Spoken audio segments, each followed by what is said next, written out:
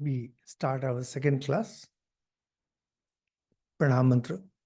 Om Sahana Bhavatu Sahano Bhunaktu Saha Viryam Karavavahai Tejasvinavadhitamastu Ma Vidvishavahai.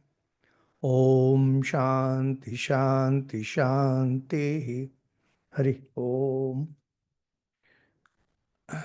In the first talk, which was 7 days ago, we just gave you some idea about what is science, what is religion, what is spirituality, and what is Hindu Dharma, and why Hindu Dharma is so special. Now, slowly we are getting into the details. Today's topic is fundamentals of Hindu Dharma. Fundamentals. I had told you that in case you have any question, you can send your mail to ish@rkmveri@gmail.com. There was not any meaningful question. There were one or two, and those questions will be handled as we progress. So before we get down to discussing in detail what are the fundamentals of Hindu Dharma, Hindu religion, let me tell you three very interesting conversations that I had over the period. I have different kinds of friends, all kinds of friends, and I also get various kinds of comments on YouTube. Once it so happened that I was discussing with one of my friends, and she told me she was not really hardcore communist, but a communist. And she told that we believe in equality. Now, in today's time, equality has become a truism, and everybody is talking about equality. It's become fashionable to say equality. And I told her, we believe in divinity. She was a bit annoyed and she said that, look, I don't find any one of you practicing divinity. I told her, I also don't find any one of you practicing equality. However, the important thing is, if you are comparing Hindu Dharma with any other system, say other religion or other system, talk on equal terms.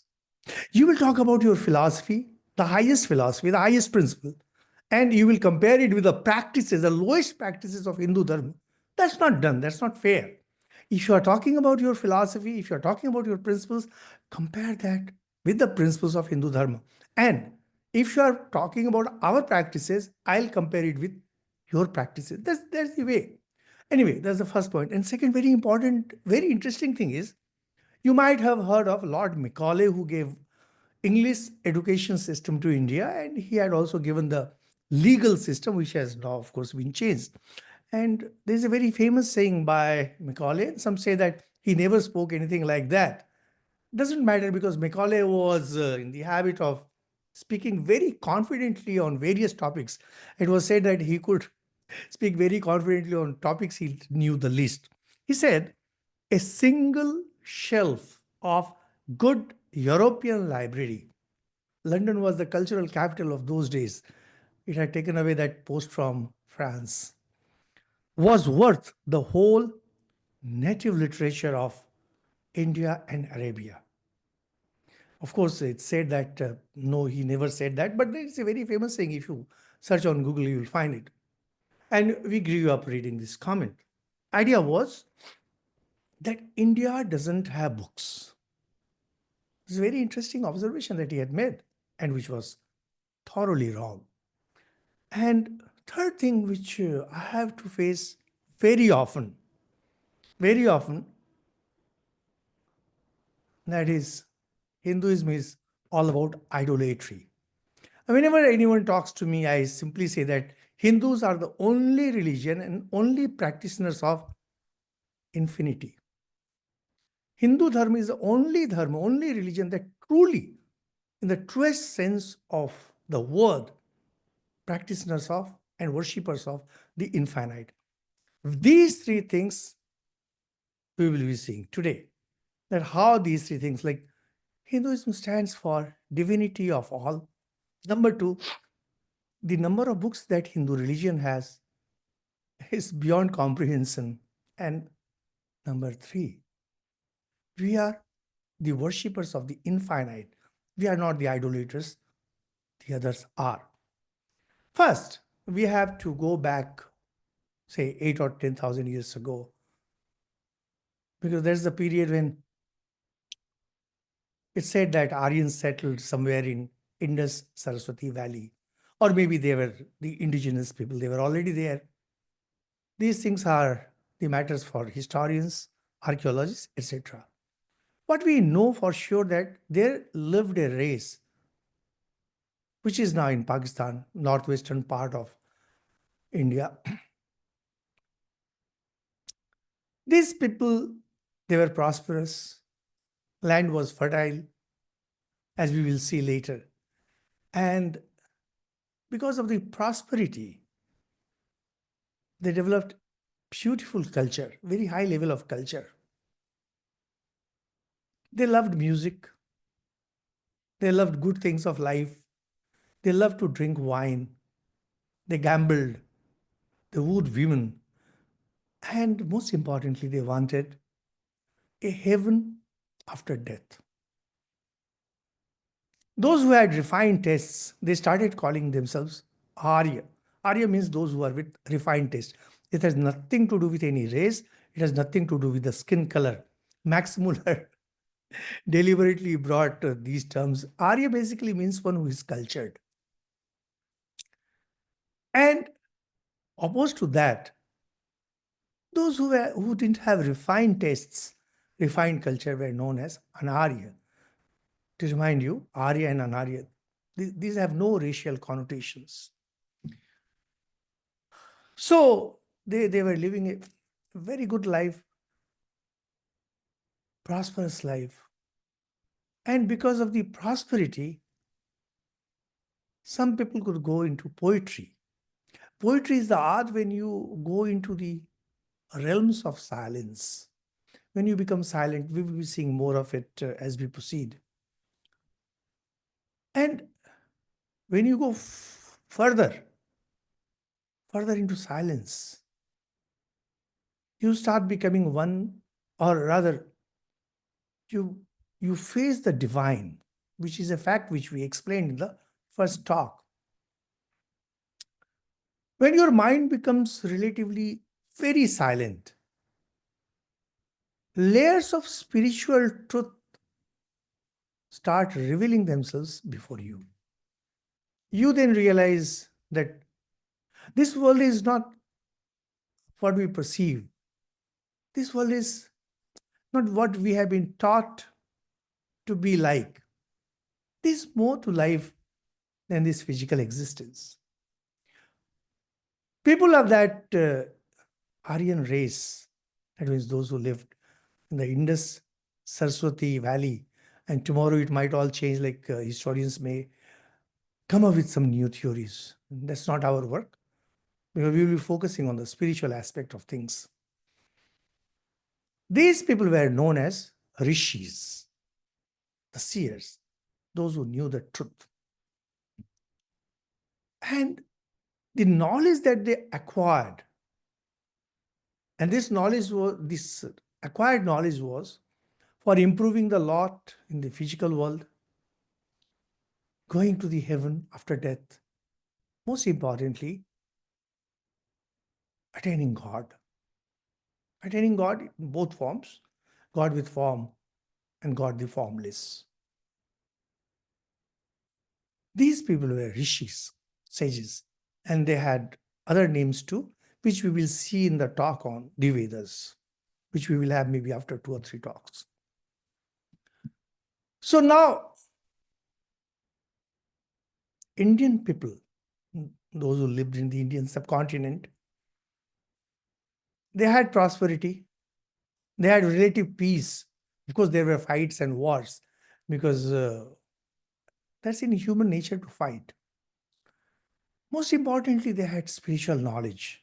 Spiritual knowledge that encompassed the whole of physical life, mental life, moral life, and spiritual life.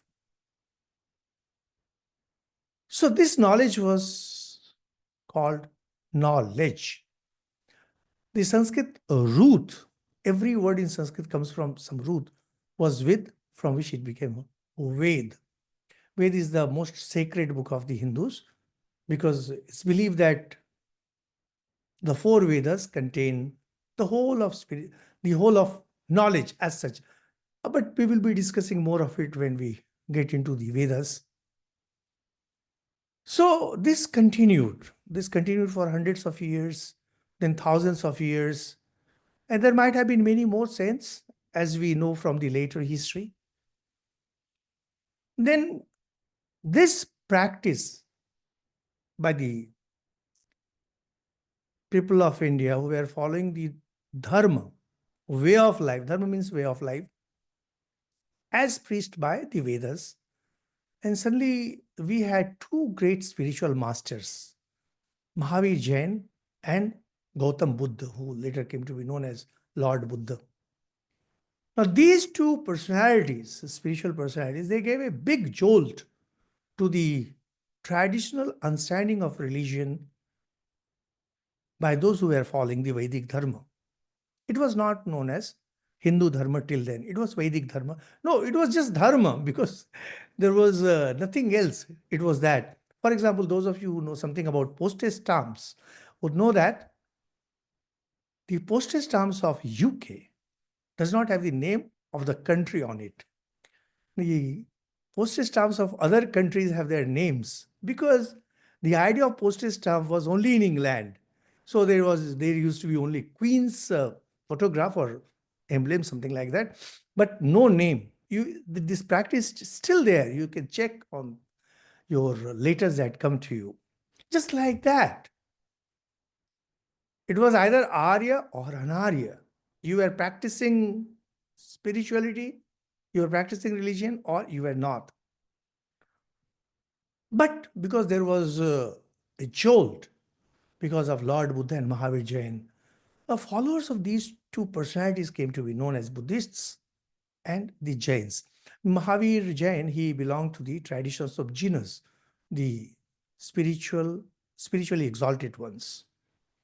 So now there was a need for giving an identity to the people who were left. And slowly, when people started coming from Iran side, these people came to be known as the Hindus. So Hindus are the traditional people who have been practicing the religion as preached in the Vedas. Now, what's the difference between, say, Hindus and the Buddhists? That's a different matter. In brief, Buddhism does not accept the Vedas as the supreme authority, number one. And number two, Buddhism is focused more on certain principles as preached in yoga philosophy, which is a very small part of Hindu Dharma. Thus, Hindu Dharma was born.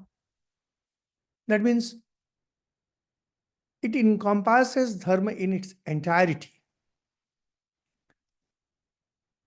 And we believe that these spiritual principles, they are not dictated by any personality, they are not dictated by any book or any avatar or anyone. These are as eternal as God Himself. So when God creates on certain principles. Just like science, you cannot say that science belongs to some person. Just like that, Hindu Dharma doesn't belong to any person. It's highly impersonal because anyone can realize the truths as preached in the Vedas, as preached in Hindu Dharma. And that is why it is known as Sanatan Dharma. Sanatan means eternal. Eternal here means anyone can realize these truths. It's not confined to land, it's not confined to people, it's not a matter of belief, it's not about conviction, nothing, no faith, nothing. When we get into the study of the Vedas, which we will be doing after 2 or 3 talks, you will see how these truths are absolutely impersonal. It's not the dictates of some great personality, dictate of some book. We are neither the religion of the book, nor we are the religion of the prophet or the last prophet or anything. We are just the practitioners of spiritual truths, the way a true scientist is. But Those of you who had some brush with the sacred books of the Hindus, you might have realized how many books and how many teachers and how many different philosophies and how many different paths are there. It's also confusing. Well, to be very honest, it's very confusing even for me. There are so many books, as we shall see. So, what these great sages did was they made some essential practices for common people. Because, see, a common person who is living in the world, he is happy with the world in which they are. They want their family to be happy, their friends to be happy, and they want their enemies to suffer. They want some wealth and they want to go to the heaven, etc., etc. So the sages told that, okay, you will have these essential practices. You need not get into the deeper spiritual truths. And with that, these core spiritual practices given by some sages came to be known as spiritual kinship, that is, spiritual family. The term used for it was gotra. Gotra. Initially, it said that there were 12 gotras. Now we have hundreds of gotras. And every Hindu has a gotra. So if anybody asks you who is a Hindu is one who has a gotra. The general practice is that when someone, say for example, some of you who might be from overseas and who may not be Hindu, you want to become a Hindu, how to become? You simply have to go to somebody and say that I want your gotra, because he is your spiritual teacher. He has a right to give his gotra. You become a Hindu the moment you have a gotra, because through that you are now joined with a spiritual family, and yet there is an overarch of the whole thing. So this was one very important thing that they did, gotra. And second very important thing that these sages did was they gave us four ideals of life, four goals of life. For example, nowadays it has become very common for people to talk about what's the purpose of life, what's the meaning of life. Well, our sages gave it very clearly and long ago. What was that? We had four purushartha. Purushartha means the ideals that should be followed, that can be followed, and that must be followed. Because, to remind you, the sages essentially taught us the way to spiritual freedom, mukti. This could be attained through two different means. One was to know God as infinite, and secondly, to know the infinite as infinite. What is the difference between them? We shall be seeing. But not everybody is ready for it, as we mentioned it a minute ago. So they said that, okay, fine. Follow the spiritual principles, follow the religious principles, acquire wealth. And the term for it was artha. Similarly, you can enjoy life, but stay within the bounds. This came to be known as kama, enjoyment. Third was people wanted to go to heaven and people wanted to avoid birth in lower species. We shall be explaining what the idea of rebirth and karma. So for that, there was dharma. That means those who are deep into the worldly life can enjoy earth and kama. Earth gives you freedom from worldly needs. If you have money, you become master of your own time. You become master of your necessities. Whatever necessities you may have can be easily fulfilled if you have money. For example, I am a monk and we are not supposed to keep money. And indeed, I don't keep money. So sometimes it so happens that I have some need. So I have to request some friend if I can get some. Now, my friends will not be pouring millions on me. So I have a limit to it. So whenever I have to spend some on some essentials, I have to be very careful about how to spend. But you people are rich people, some of you, not everyone. You can spend any way you like. You can go anywhere you like. Some of you, of course, those of you who have private jets won't be listening to these talks. But there are people who have their private jets. They can go anywhere, any point of time. It's non-issue. And calm is, it gives you freedom from emotional needs. People have emotional needs. They want to shower affection on someone. They want to give love. They want to get love. Calm permits you that. And thus, you get freedom from physical needs and you get freedom from emotional needs. Essentially, people want only these two. And that's why they gave earth and calm as four goals in life, two goals in life, two purushartha. The third one was for those who were religious people who wanted a better life after death. Whatever was to be practiced by them came to be known as dharma.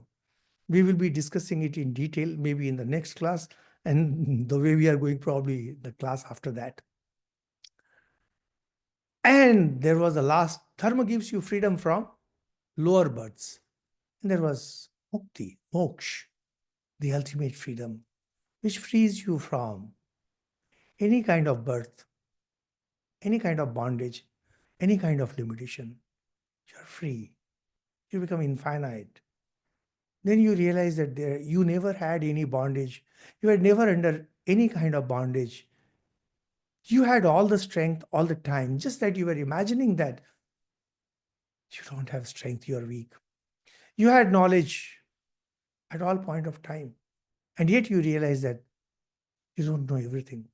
We mentioned in the first talk about how world means Sat Chit Anand in a limited way. Spirituality means Sat Chit Anand, the unlimited way. So normally when people talk about, oh, I want to be spiritual, you are always spiritual. The spirituality and world, these are not two different things. When you limit yourself, when you make your wants limited, when you want to make your joys and pleasures and happiness limited, you're worldly. And when you make it unlimited, you're spiritual. There's no difference between the two. So the sages gave us two very important things so that the hugeness of spiritual wisdom could be tailored for the needs of a common person. One was the Gotra Dharma, and second was Varnash, this four Purusharth. So now we knew who is a Hindu, one who follows the spiritual kinship of some sage. So we have Kashyap Gotra and Shandilya Gotra, Bharadwaj Gotra, like that. And now we have hundreds of Gotras. Of course, now things have mingled up and it's very difficult to say who belongs to which Gotra. But the practices are still different. Certain practices are still different. From there, as we move forward, that means what we were discussing was 8 to 10,000 years ago. Now we are coming nearer to our present times. That means maybe 2 to 3,000 years ago. There was this jati, caste. Hinduism is infamous for its caste system. But you need to understand what exactly jati is. In the Vedas, we come across a hymn where a person is telling that he's a reciter of hymns, which means a Brahminical person, and his father is a doctor, medical practitioner, which was slightly lower than the reciter of hymns. And his mother, she was a household help, household worker. And gentleman says, we work together to continue our life happily. It's a wonderful thing. So everyone is working so that their lot in this world can be improved, which means the idea of fixed caste, as we understand, was not there during the Vedic periods. But as the society moves, it becomes very, very, very important for the society to maximize its resources. When your resources are limited, for example, those of you who have some military background or you know the stories of the military people know that when they are on some mission, sometimes it may so happen that they have to ration their water. And this happens strictly even on ships, etc. They have to ration things when there are hard times. Like when we were growing up, there were hard times, and it was system of ration. Everything was ration, ration, ration. To maximize the resources, what you do is you ration everything. And secondly, you put some people on certain job. For example, those who were living near seashore, their livelihood, their livelihood depended usually on catching fish. Most of them, or seafaring. So members of the same family would go on a boat. Someone would be captain, and someone would be oarsman, someone would be helmsman, etc., etc. Although they were of the same family, they had to perform different kind of work, and everybody had to listen to the captain. Something similar happened in India, where the trade guilds, they are termed as different jati, different caste. It is occupational, it's strictly socio-economic. It's strictly socio-economic. So one who was a cobbler, his children continue to work as cobblers. Those who were farmers, they continue to work as farmers. Now today, now that there is a economic revolution in India and all over the world in the last 100, 200 years, we can laugh at these things, we can ridicule these things, we can criticize these things. But when you think of days 500 years ago, well, I say very complicated thing. You can simply say that this was not right, this was wrong. No, no, no. Because to maximize the resources, you have to take certain steps. And it's a matter of controversy. Like some people will say that workforces should be organized in this way, some will say in that way. Anyway, the bottom line is there was caste, and this caste system became pretty fixed. It was not yet iron caste. I won't say it was an iron caste because Swami Vivekananda says that Shankaracharya, the great Shankaracharya, he once converted hordes of fishermen in Kerala into Brahmins. So it was a mobile thing, it was not so strict, and even today it's not so strict.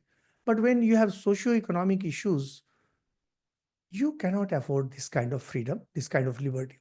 If you ask me personally, I'm neither in this side nor that side because I belong to the traditions of spirituality.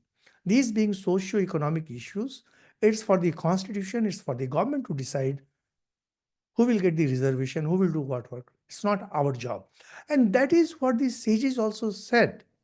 What the sages said, that when we had this jati, that is caste duties, as a farmer, you have to do these things. As a priest, you have to do these things.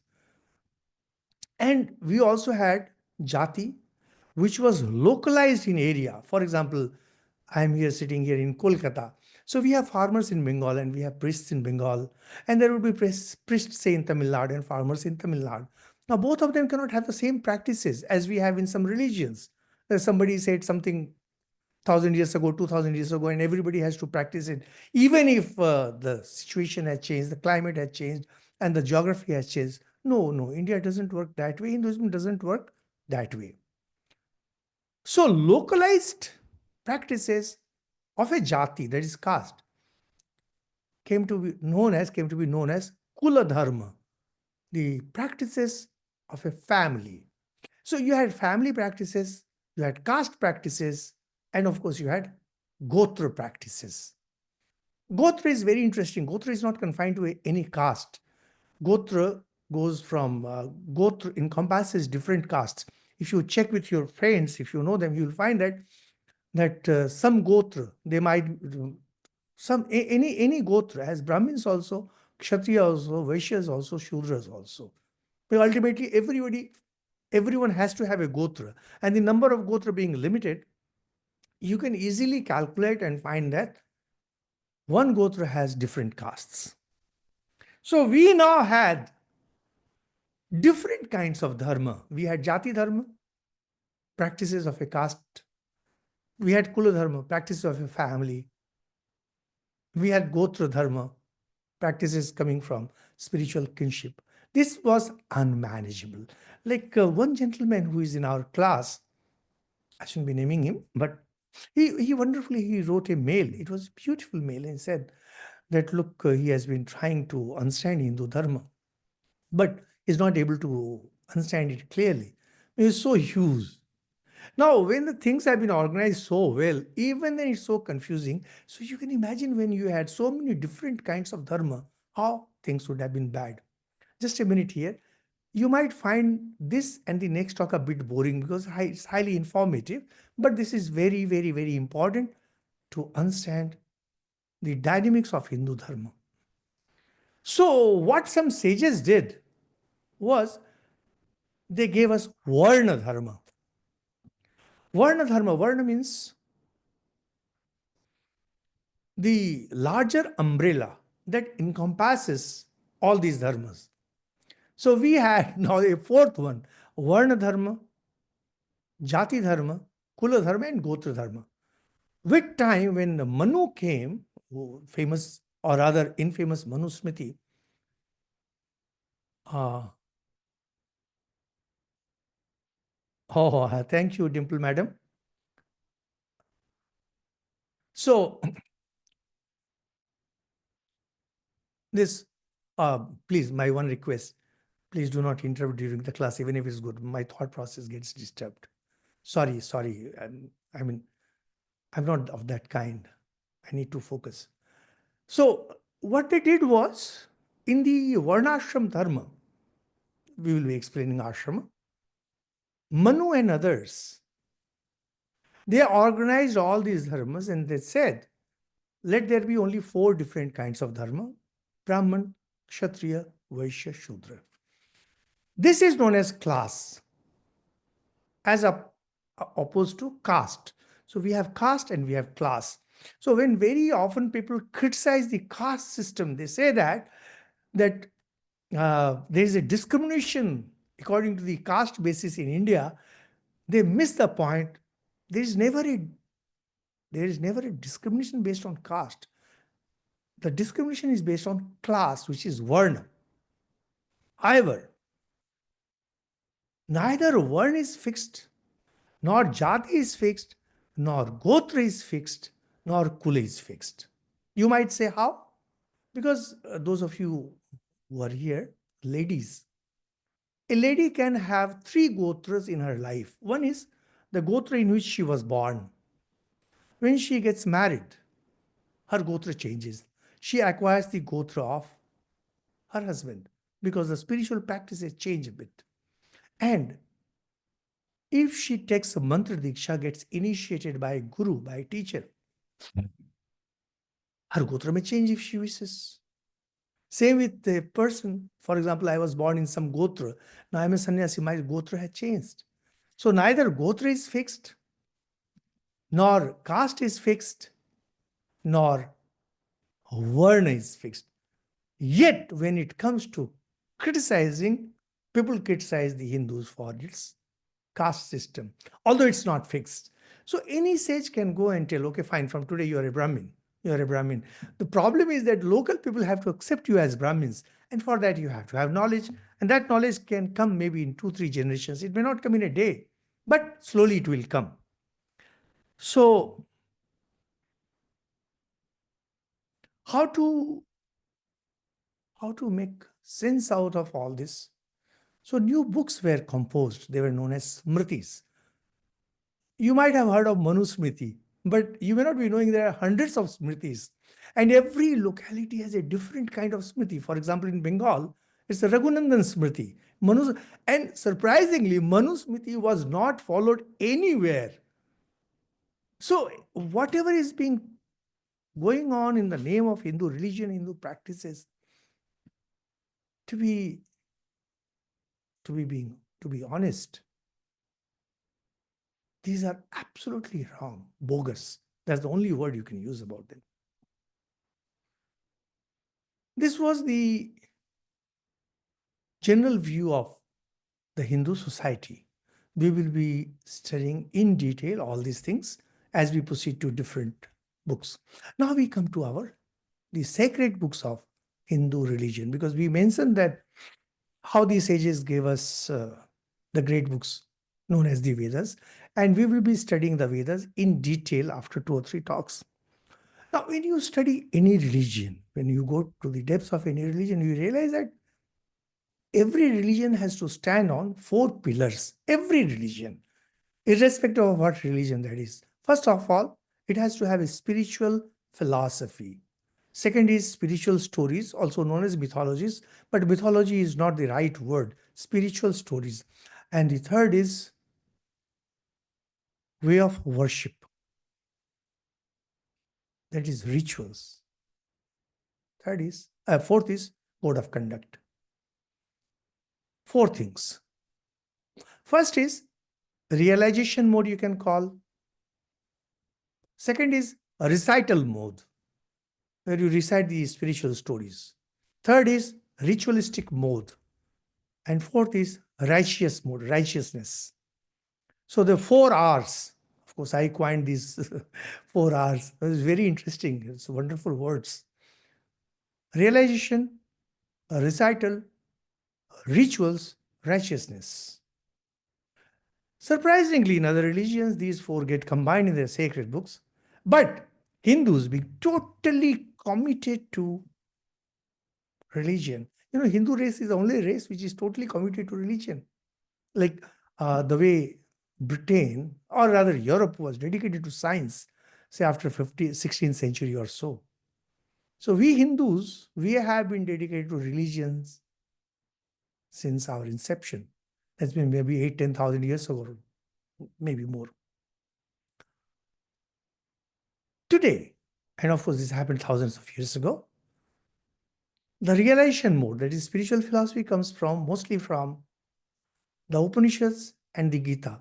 We will post a chart, a beautiful chart, in the folder after this class is over.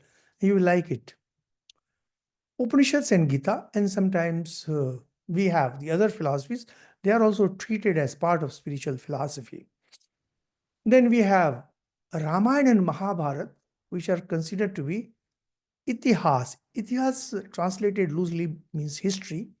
But itihas, the definition for itihas is the old stories that carry the values for Purushartha, Dharma, Artha, Kam, Moksha. Through spiritual stories, if these 4 Dharma, Artha, Kam, Moksha are taught, then only it is known as itihas. And they have to be old stories. That means Ramayana, Mahabharata, etc., they are very old stories. And through those stories, we know how we learn how to lead our life. For example, what's the utility for me, as far as me, the person, is concerned, about knowing this king of Europe and that king of Europe and this of UK, etc.? It doesn't help me. It's just mass of information. You may learn certain lessons from the history, that's a different thing. But when it comes to itihas in India, that is spiritual stories, they teach you what mistakes you can commit in life and how not to get trapped in those mistakes. And in case you make those mistakes, to come out of those. This is what itihas does. And with itihas, we have Puranas. So just Mahabharata, which is one of the itihas books, has 100,000 verses. And Valmiki's Ramayana has around 24,000 verses. So much so about Macaulay. And our Puranas, they are 18 in number. And there are Upa Puranas, they are also around 18. Combined, they come in 11 lakh, you can put the zeros, 11 lakh verses, 1100,000 verses. So these are Itihas and Purana. But the later books which were based on these 2 works are not counted as sacred books. And then we have the rituals. Rituals mostly come from Purana and also from Tantras. Tantras are thousands in numbers, thousands. In recent times, we have some very popular books, uh, and it's through those books that we focus more on Tantra, because there are thousands of manuscripts which have not yet been published. And Tantra had a very checkered history, which we will study later. And last is code of conduct, the righteousness. It comes mostly through smritis. There are hundreds of smritis, as I mentioned. Now, only in our sacred book list, only in the sacred book list, you can see the huge number of literature that India has. Now, how to cover all that? That's slightly difficult. That's why we are having this course where we can give you a glimpse and overview of the whole Indian system, fundamentals of Hinduism, fundamentals of Indian spiritual heritage. So now we will have just a quick look at what these sacred books are and what they teach. First is the Vedas. As we have been mentioning from day one, the Vedas are the record of spiritual realizations of the sages who lived somewhere in Indus Saraswati Valley. We will be talking in detail about the Vedas. The Vedas were maintained by different families, and these sacred books, they talked about spiritual truths and way to lead life, etc., etc., and prayers to different gods, etc. And their volume was so huge that when Vyasa came on the scene, he organized them in a particular way and organized them in 4 different books, which came to be known as 4 Vedas: Rigved, Samved, Yajurved, Atharvaved. In short, Rigved is used for prayers during a yajna, during a sacrifice, religious sacrifice. Samved is used for certain specific yajnas, sacrifices. And Yajurved is used for pouring oblations in the sacrificial fire. And those portions of the Veda which were not needed directly in the yajna were put in Atharvaved.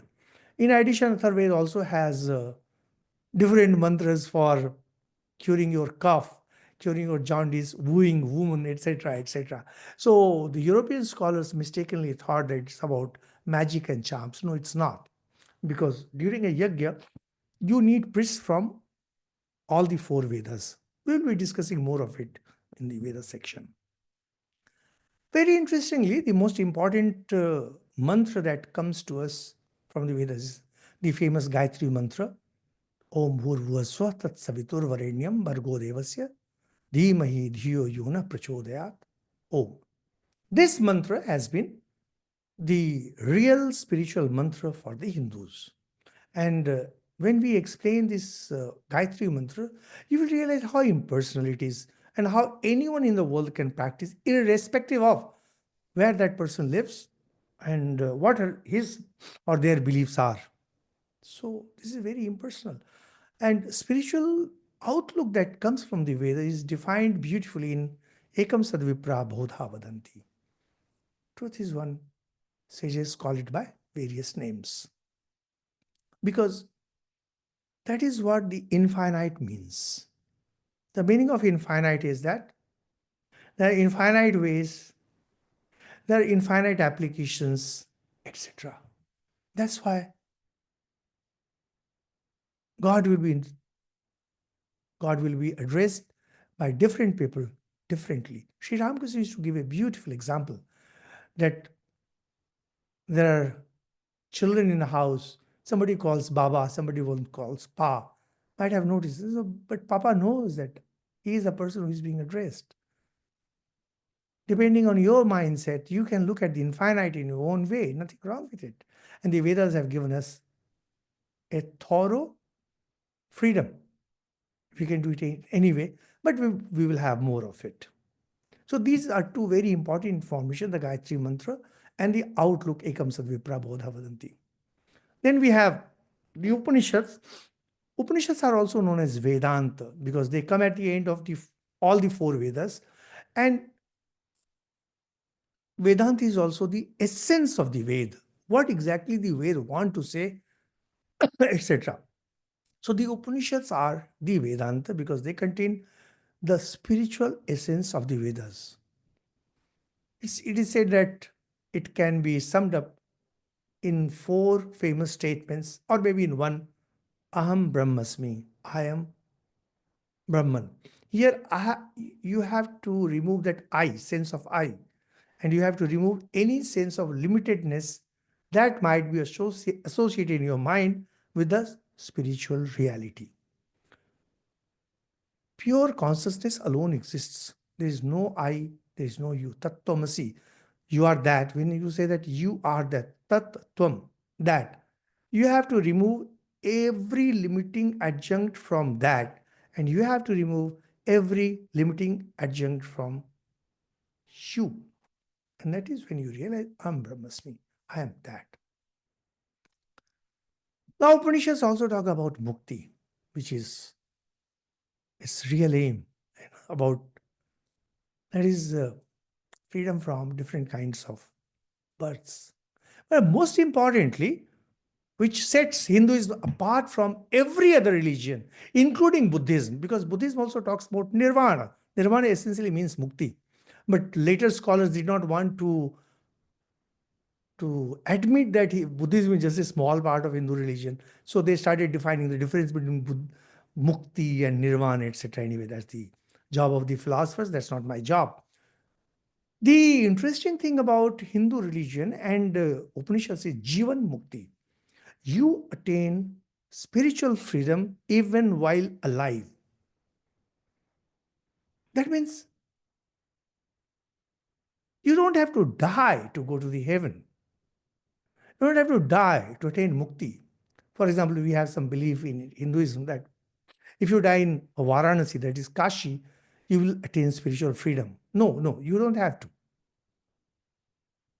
The real goal, the real speciality of Hindu religion is Jivan Mukti.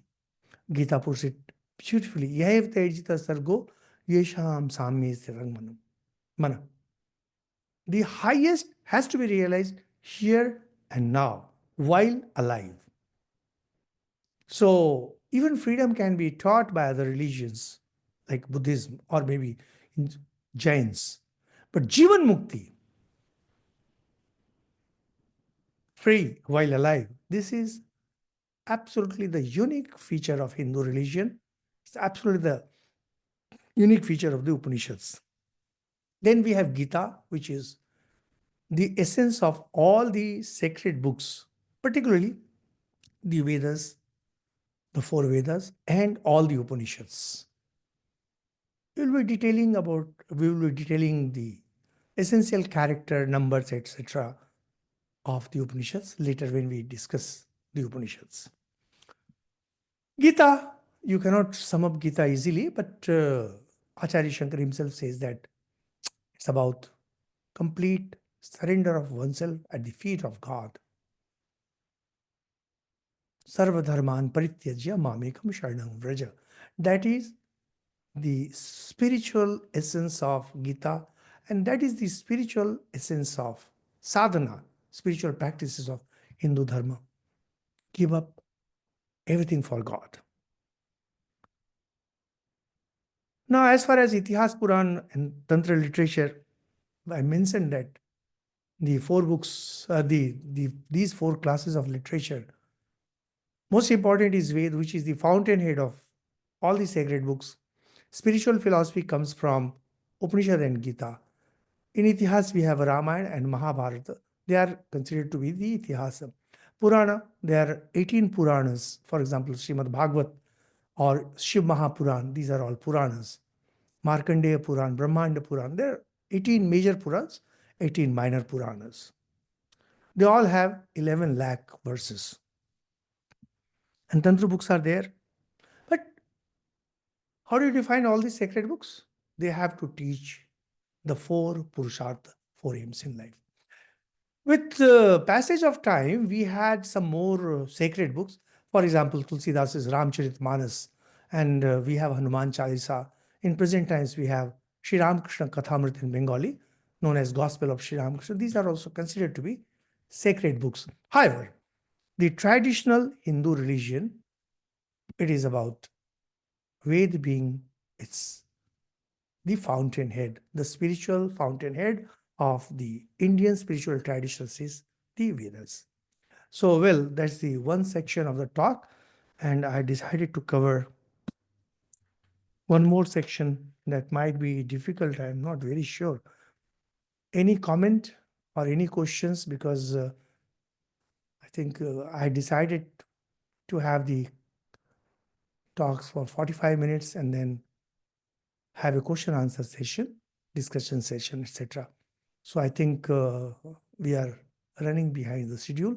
Nothing wrong with it because you need to understand. Understanding the subject is more important than completing it.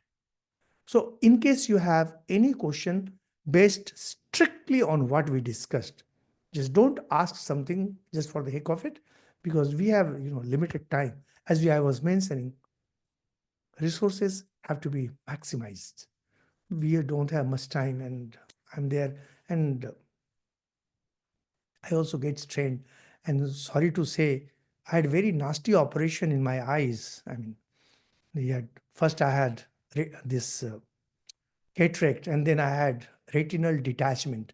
So it becomes slightly difficult for me to focus on the screen for a long time. I develop severe strain. So please, if you have any question related to the topic, anything which was not clear to you, please ask. I'll answer. And if you are feeling hesitant to ask, you can send your mail to ishrkmveri@gmail.com as informed. And in case you have some feedback, like you want to suggest something, how to improve the talk, you can send the mail. If you have some appreciation, you can send the mail, no problem with that. So please, any question? Just one question I had, Swamiji. This is Swati from Bangalore. Namaste. When Sorry, we I'm not, sorry, I'm not able to hear. Just a second.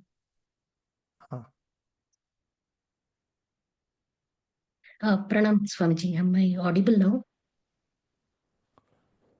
Which one? Swati. Oh, Swati Ram. Yes, madam. Swamiji, I just want to know, when we read about Ishwara Kotis, that Did we discuss Ishwar Kodis? Please, no, please, madam, just a second. Jivana Mukta. I was just No, no. coming if Jivana Mukta is the same thing. That's all. No, Ishwar Koti is not Jivan Mukta. That was Ishwar only. Koti and Jivan Mukta, they are not same. They are entirely different. Okay. In fact, Ishwar Kotis will never be Jivan Muktas. Ishwar Kotis are Nitya Muktas. They are not Jivan Muktas. Okay. Thank you. It has nothing to do with Jivan Mukta is a different. Jivan Mukta is one who attains mukti. And Nitya Mukta, that is Ishwar Koti, they are always free. They come to aid in the work of an avatar, which we will be discussing in the next talk. Because I had planned, and I had planned too big, because just in one part our time is nearly over. So was Varnashram not prior to Buddha? Well, it's very difficult to say, Mr. Sudhi Bhattacharya, if Varnashram was prior to Buddha. It should have been prior to Buddha, because as I said, it's this maximizing the resources, because although we say that India was a very rich country and all, but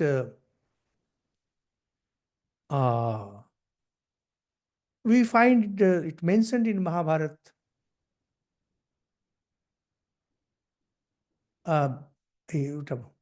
My God, so many questions. I was read about such systematically before. Okay, very informative. Oh,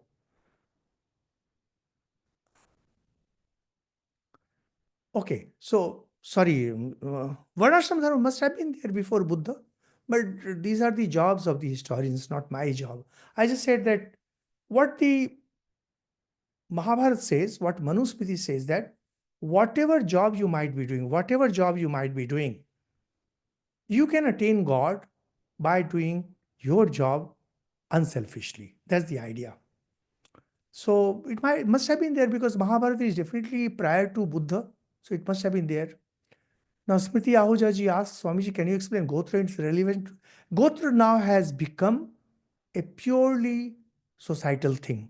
And it's a very important thing as far as marriage is concerned, because that gives you slight liberty with, no, from internal breeding.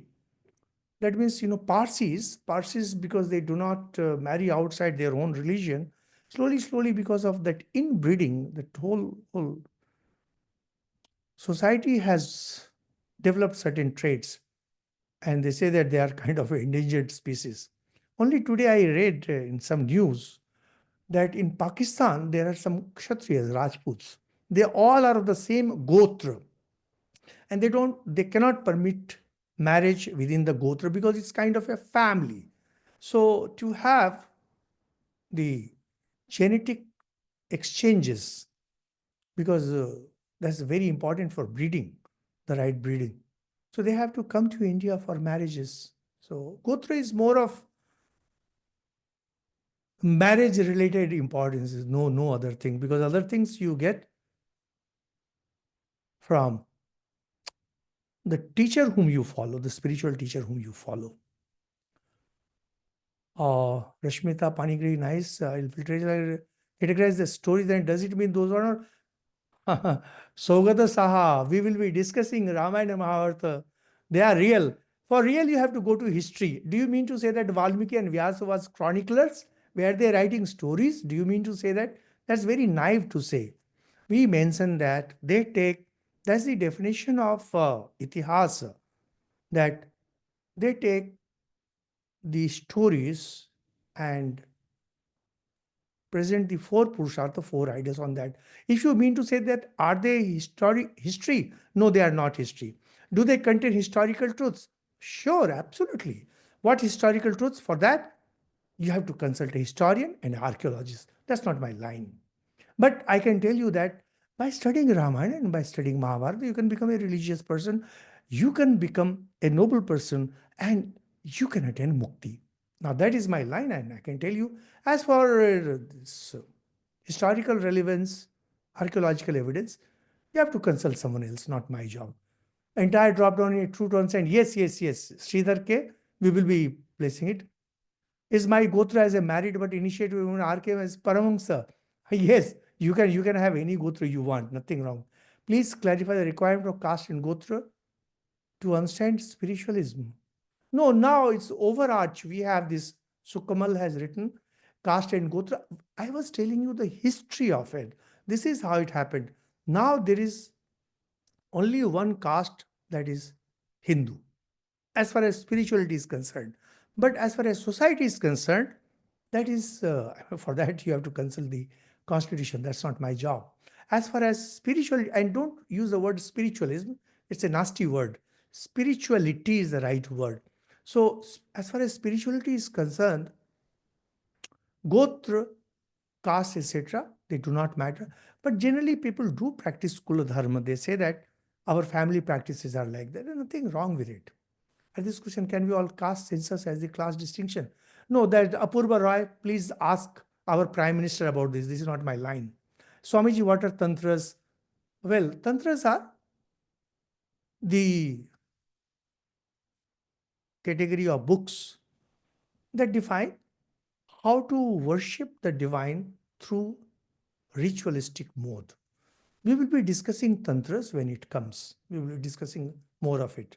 The difference between Itihas Purana. Oh, that's a very Chandrani Basu. That's a very good question you have asked. What's the difference between Itihas and Purana? Because if they are spiritual roots, it's a very interesting thing. Because Mahabharata and Bhagavata, in both these stories, Sri Krishna is the central spiritual person. It's very difficult to say what makes Itihas and Purana different. First is, the earlier masters, earlier sages have defined them to be Itihas and Purana. But I personally worked out that in Itihas, the central characters are the human beings, and the divinity is on the periphery. In case of Puranas, the divine are the central characters, and human beings are at the periphery. So, slightly difficult to distinguish between Mahabharata and Bhagavad, but you find that Puranas focus more on religion and spirituality, whereas Itihas and Puran also focus on the society. Whereas, because Itihas focus on human beings and Puranas focus on spiritual personalities. Well, some sect with Hinduism criticize the term Aham Brahmasmi.